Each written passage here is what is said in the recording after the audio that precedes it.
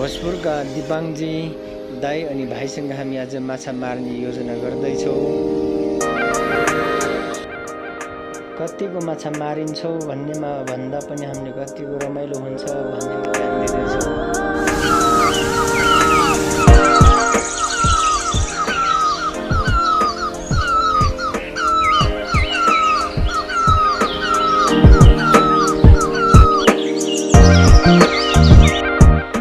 माछा मार्ने क्रममा यस्ता ठाउँहरू पनि पुगियो।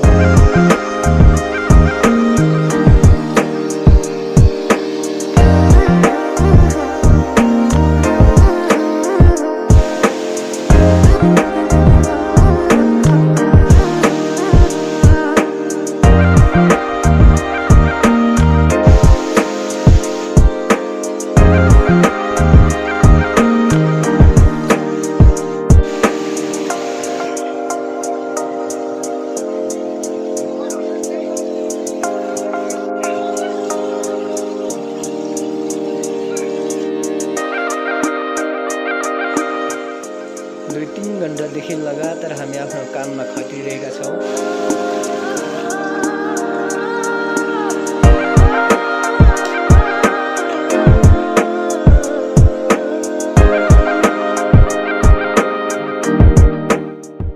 अरू काममा पारा नआएकोले मैले चाहिँ माछा बोक्ने मात्रै जिम्मेवारी पाएको छु।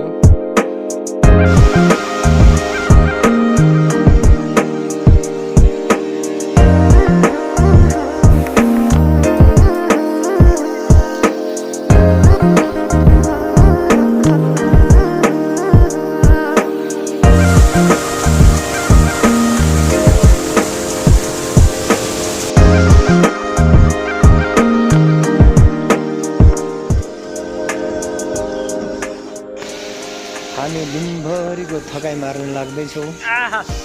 डेन्जर भयो त हाम्रो त हात गलिसक्यो मेरो त यहाँ।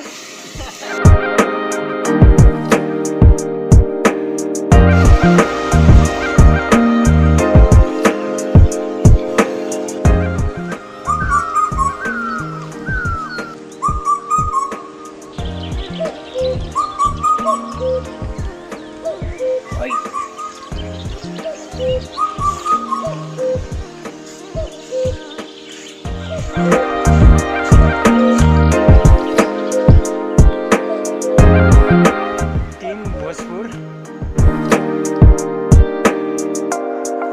4 केजी मात्रै होला है। माछा त हामीले धेरै समातेका थियौँ तर खोलामै छौर्यौँ।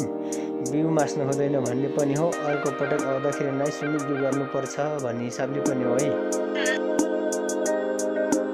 धन्यवाद।